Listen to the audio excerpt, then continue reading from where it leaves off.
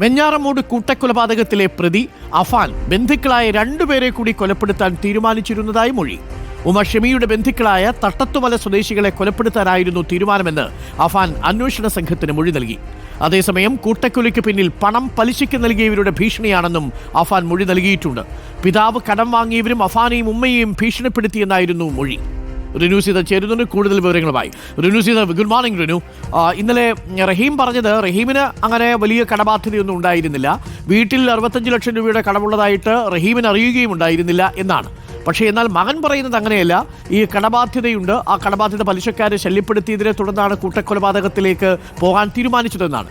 മാത്രവുമല്ല, ഞെട്ടിപ്പിക്കുന്ന കാര്യം ഇതുകൂടാതെ രണ്ടുപേരെ കൂടി വധിക്കാൻ പദ്ധതിയിട്ടിരുന്നുവെന്നാണ്. എന്താണ് ഇവരെ കൊല്ലാൻ പദ്ധതിയിട്ടതിന് പിന്നിലെ ചേതോവികാരം റിനു?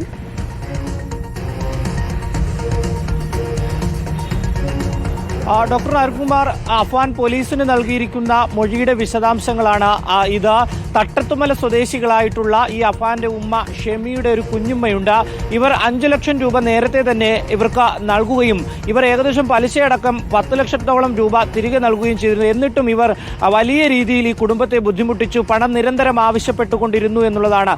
അതുകൊണ്ട് തന്നെ ഈ തട്ടത്തുമല സ്വദേശികളായിട്ടുള്ള ഈ ഷെമിയുടെ ബന്ധുവിനെയും അവരുടെ മകളെയും കൊലപ്പെടുത്തുവാൻ വേണ്ടി ഒരു പദ്ധതി ഉണ്ടായിരുന്നു, ഈ പ്ലാനിൽ ഉണ്ടായിരുന്നു. പക്ഷെ അത് നടന്നില്ല എന്നുള്ളൊരു കാര്യമാണ് ഈ അഫാൻ മൊഴിയായി തന്നെ നൽകിയിരിക്കുന്നത് എന്നുള്ളതാണ്. വലിയ പലിശയ്ക്കാണ് ഇവർ പണം വാങ്ങിയതും തിരികെ പലിശ വാങ്ങിയിരുന്നതായും ഈ മൊഴിയിലുണ്ട് എന്നുള്ളതാണ്. മറ്റൊന്ന്, കണ്ണൂർ സ്വദേശികളായിട്ടുള്ള 2 പേരിൽ നിന്ന് ഈ അഫാന്റെ പിതാവ് ഈ ഗൾഫിൽ വെച്ച്, വിദേശത്ത് വെച്ച് 10 ലക്ഷത്തോളം രൂപ വാങ്ങിയിരുന്നു. പക്ഷേ അത് കോവിഡ് കാലത്താണ്, ഇത്രയും കാലമായിട്ടും ആ പണം തിരികെ നൽകിയിരുന്നില്ല. ഇതിനെ തുടർന്ന് ഇവർ ഈ പിതാവും സുഹൃത്തുക്കളും തമ്മിൽ വലിയ രീതിയിൽ തർക്കമുണ്ടായി. പണം നൽകാത്തതിനെ തുടർന്ന് ഈ കണ്ണൂർ സ്വദേശികൾ ഈ അഫാനെ വിളിച്ച്, അതായത് ഈ നാട്ടിലെ അഫാന്റെ നമ്പർ എടുത്ത് മൂത്ത മകനെന്നുള്ള സ്ഥിതിക്ക് വിളിക്കുകയും ഭീഷണിപ്പെടുത്തുകയും ചെയ്തിരുന്നു എന്നുള്ളതാണ്. തുടർന്ന് ഇക്കാര്യം പറഞ്ഞുകൊണ്ട് അഫാൻ നിരന്തരം ഈ വീട്ടിൽ ബഹളമുണ്ടാക്കുകയും പിതാവിനെ ഫോണിൽ വിളിച്ച വലിയ രീതിയിൽ ഒരു വഴക്കുണ്ടാക്കുകയും ചെയ്തിരുന്നു എന്നുള്ളതാണ് അഫാൻ നൽകിയിരിക്കുന്ന മൊഴി. ഇത് തന്നെ മാനസികമായി വല്ലാണ്ട് ബുദ്ധിമുട്ടിച്ചു. ഇത് തന്നെയാണ് ഇത്തരത്തിലുള്ള പ്രശ്നങ്ങളുടെ തുടക്കം എന്നുള്ള രീതിയിലാണ് ഈ മൊഴി നൽകിയിരിക്കുന്നത്. ഈ കണ്ണൂർ സ്വദേശികളായിട്ടുള്ളവർ നിരന്തരം ഭീഷണിപ്പെടുത്തിയിരുന്നു എന്നുള്ളതാണ്.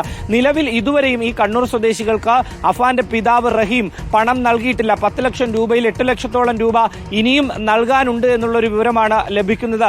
ഈ പലിശയ്ക്ക് പണം വാങ്ങിയത് തന്നെയാണ് ഈ കുടുംബത്തിലെ ഈ അസ്വാരസ്യങ്ങൾക്ക് തുടക്കം, തുടർന്ന് ഇത് കൊലപാതകത്തിലേക്ക് നയിച്ചത് എന്ന് തന്നെയാണ് ലഭിക്കുന്ന വിവരവും. ഈ രീതിയിൽ തന്നെയാണ് പോലീസിന്റെ നിഗമനവും എന്നുള്ളത് ആദ്യഘട്ടത്തിൽ തന്നെ പുറത്തു വന്നൊരു കാര്യമാണ്. കാരണം സാമ്പത്തിക പ്രതിസന്ധി വല്ലാണ്ട് ഈ കുടുംബത്തെ ബുദ്ധിമുട്ടിച്ചു. പലിശയ്ക്ക് പണം വാങ്ങി, പലിശ കൊടുത്തു മടുത്തു എന്നുള്ളതാണ്. ഒരു ദിവസം തന്നെ 10,000-ഓളം രൂപ പലിശയായി നൽകണം.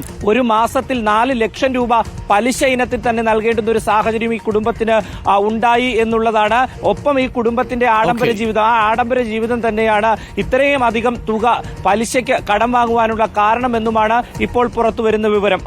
താങ്ക് യു റിനൂസിധറാണ് വിവരങ്ങൾ നൽകിയത്. അഫാൻ പറയുന്ന മൊഴി പൂർണ്ണമായിട്ടും പോലീസ് വിശ്വസിക്കുന്നില്ല.